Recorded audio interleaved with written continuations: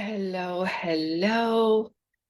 Today is April 7th, 2023, and I'm just getting back from a massage and I'm just so relaxed. My massage therapist did this traction thing on my neck. I almost passed out. And so that's why I'm coming in so late, or it might be early for you. But so the word of the day today is communication. And I was pondering this word and pondering this word, and there's so much to say about communication. So I'm gonna keep it short and sweet. And again, like this is a word that really runs our life. I mean, we need to communicate to get our needs and our desires met, be it a doctor's appointment, massage appointment. Communication is key. Doing business, uh, communicating our point, communicating in our relationships with other people, be it our coworkers, our employer, our bank, our romantic relationship, our children, even though I don't have children, our pets. I have a pet, he's my child. And I was thinking how, I'm pretty good at the basic communication, but I can really grow in this area. And as this word came up, I thought, I can do better. I definitely can do better in this area. And what do I mean by this? I am kind of like a matter of fact kind of person. I'm like, I want something done and I want it done with excellence. And I tell people how I want it done. And although, like, I've learned over the years to be more gentle, I still feel that I can get better. And and so like communication is not only like the words we use, but the tone, the pace that we speak at creates a frequency, if you will, creates a feeling of how another person feels like when we're talking or when we're communicating with them. Right. And so, like, when we use the right words to convey what we're wanting to communicate, the message gets across. So there's this thing in NLP that says if your communication is based on another person's response to you. And so basically, if a person, you're not getting the response that you want from a person, what NLP is saying that it's in your communication method. And you have to correct your communication method until you get the desired response, if you will. And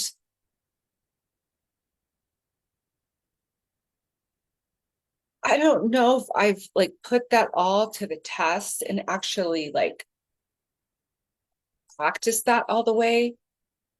But I will say this, because I have so much growth to do in this area, according to my standards, and everybody has standards of like what they expect of themselves and how they expect themselves to communicate. And there's no right or wrong. It's just that like you want to be satisfied with how you're communicating. And at this point, I realize not only is it like the words, the sound, the tenure, like how fast or how slow, high pitched, low pitched, Like there's definitely uh like how we use our voice makes a difference in our communication. And there's like different styles of communication. There's like passive aggressive, passive, and assertive. And assertive is really where you want to be.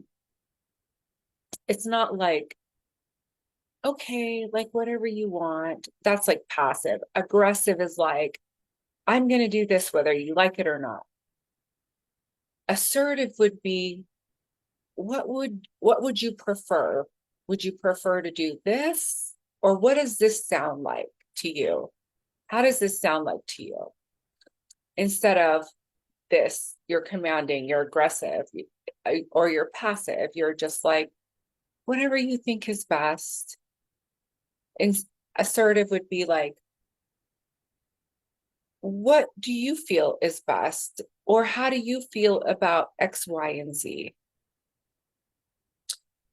So basically, you're allowing the other person to have a choice instead of, and it's also not giving your power away. And there's many ways. I was thinking like the ways that we communicate with our clothes, our makeup, our hair, our nails. Like for men, it's a little bit different, right? They communicate basically, I guess, with their clothes, their shoes, but they don't wear makeup. And many men, I mean, if we're talking about like the regular men, not like, men who are transgender or like, I don't know what they call them, but they like wear makeup. And I think they're called like drag queens or something. And so basically, we communicate in so many ways other than our words. And also, what is known is 95% of communication is done through energy, like your energy projected. People feel your energy and they intuit without you saying a word. I think there's this book called Blink. And basically, I read it years ago. And in this book, it said, like, within 1 second, within a blink, the name of the book is Blink. So within a blink of an eye, people know everything that they need to know about you without you saying a word. And even when we're not saying a word, we're still communicating. We use gestures, body movements to communicate. Like dance is a way that we communicate without saying a word. We use through body movement to convey communication, to convey a dialogue that is nonverbal. And I was thinking, even my dog communicates with me and he doesn't have words. He doesn't have a human language. However, I know what he wants like when he wants dinner, he'll sit there and stare at me. And he'll stare at me and he'll like get in my face. And I'm like, I just fed you like 2 hours ago. But he is determined to get his dinner and his snack. And until I give him more food, he won't leave me alone. And I guess what I'm wanting to say, there's nonverbal communication that is happening between us and other people that doesn't necessarily require words. And in fact, communication from source, like universe, is not through words. We are giving words to what we are interpreting as communication from the divine. Because it comes to us in energy that we translate into words into written form. And so when we're communicating, what it's not sometimes also what we're saying, it's how we're saying it, like the energy that's behind it. And so you can say something in a really nice way, but if you're really angry and you're upset or something's going on, that does come out in the way that we communicate. And so, really being energetically sound, like this is my ideal, and you can let me know what you think, whether you think that this is pretty accurate or not. But like energy with words, like energetic, your frequency is correct in alignment with who you are. Your words are in alignment with what you want to communicate. And your gestures, your movement, your eyes, your smile. Like if you're happy, you're smiling. You're not like, I'm happy, but you like have a sad face or a straight face. Like some people will talk about their pain and they will be laughing. They won't be sad. And so there's like a disconnect there. And what you want to really aim in the vicinity of is having your energy match really the truth of what you want to communicate, the authenticity of what you want to communicate, and using the words to match that in a way that is assertive, that is in your power. And if you don't get it right the first time, which who does, right? Like this is a lifelong journey of learning how to be excellent in your communication. And that's going to look unique to you. So you're going to have to see where your growth could be improved, or also where you're really good at communicating and holding on to that, like, adding to that. And, you know, it's one thing to just focus on the good, but also strengthening your weaknesses, I feel makes me and other people a well-rounded person. Because, like, even though we're not perfect, and we might have strengths, like for me, I can strike a conversation with anybody. I can communicate with anybody. It could be like the most pissed off person, the most nasty person, and I have no problem walking up and talking to them.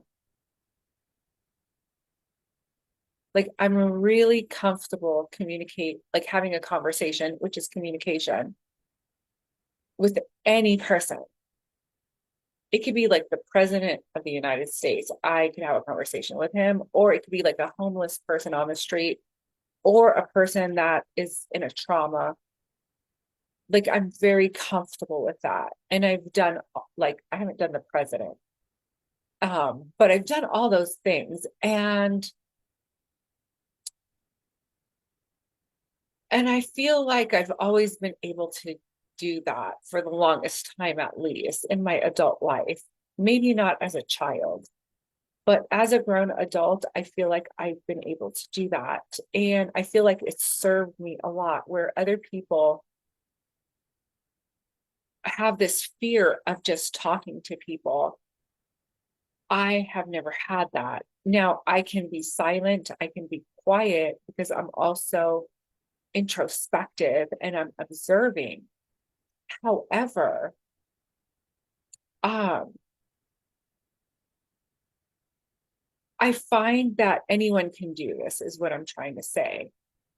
Like, it's easy just to go up to someone and say, hey, how are you doing today? With no agenda. And then pausing and waiting to hear what they have to say and being present. because, this angry person or this person that's like not doing well has nothing to do with you. And you might be the person that really shifts their energy by you just giving them like 30 seconds of your time of just saying, hey, how are you doing today? And you strike a conversation up with someone, and before you know it, their mood is changed and they feel better, and you are communicating. They are talking to you about things that have been on their heart, and no one is willing to take the time to listen to them. And so, try that out. Try seeing what happens when you put yourself out there to talk to somebody, to communicate with someone, or give it a try out. And it's like, keep trying until you get the results that you want, is what I'm saying. It's like, you might not get your point across, but you're going to have to practice your words to see your energy. You have to be in that state, and it takes practice. And the more you practice, the easier it becomes, because it becomes part of like your identity. It's not something and then you're just refining, right? It's not something that is foreign to you. And what I would encourage you to do is not worry about making mistakes, because it's okay to like not get it right. And it's possible to talk with the most and communicate with the most difficult people. I mean, I've had the privilege of talking to so many people in my lifetime, like face to face, like very intimate face to face communication. And I would have to say, even the toughest people like to communicate with stretch me, and I never gave up. I kept trying and I kept refining. And basically, it's like I had to even up level my way of communicating with them, which only really in reality serves me, because now I feel I am more in integrity with reaching like a 360 level of people, because that's my desire. I don't like any case that I can't like crack. And that takes communication, that takes patience, that takes and also communicating with yourself is what I wanted to say. Do you do self-talk? Self-communication is really powerful. So instead of waiting for someone else to give you what you're looking for, you can use your own way of communicating with yourself to give yourself what you want. So let's say you did something that you're proud of, but maybe no one noticed, like, but to you, it's like something you're really proud of. And everybody's busy with their lives. And no one said, hey, you know what? You did a really good job of that. I'm so proud of you. And this goes on for time and time and time. And like, you do many good things, and you're waiting for outside validation. You're waiting for outside approval. You're waiting for outside, you know, tap on the back, good job, affirmation. Or like, maybe you're in a relationship where your partner doesn't tell you, I love you. You look beautiful. You know what? You are very intelligent. You're gorgeous. These are the things that we can say to ourselves when we feel like we've done a job and it's been well done according to our standards. It's not based on other people like giving us the kudos, it's based on us telling ourselves, like, you know what, I'm so proud of you for being disciplined and determined and doing your best at that, even though it didn't turn out the way you wanted it to be. You know what? You did your best and you did a good job, and I'm so proud of you. Or maybe it did turn out the way you wanted it to turn out, and you're like, you know what? Good job for sticking to that. You know what? I knew you had it in you. I knew you'd figure it out. I'm so proud of you. So we want to have self-communication also with ourselves. And the better we can communicate with ourselves, the better we get at communicating with others. Because how we talk to ourselves generally is going to be reflected on how we talk with others, how we communicate with others. And so deepening our communication with ourselves is a vital for confidence, self-esteem, self-love, self-validation, approval.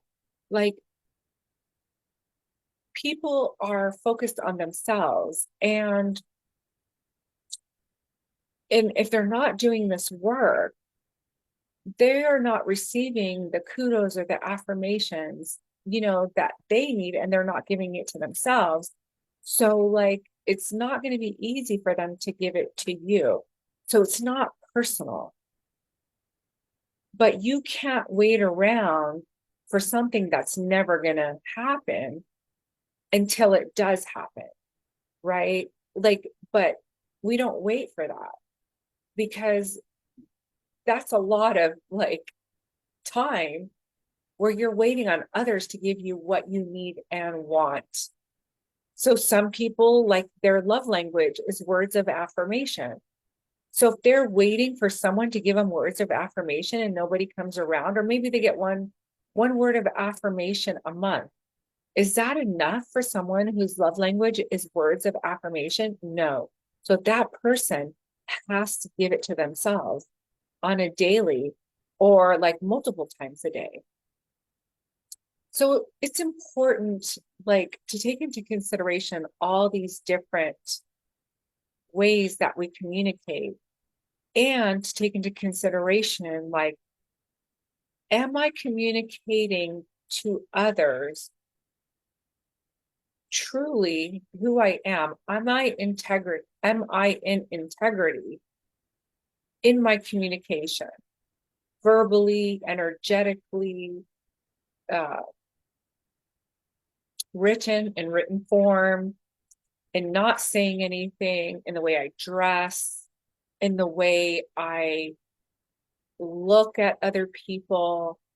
Uh, I mean, someone can give you a look and you're like, they said a lot with that look, right?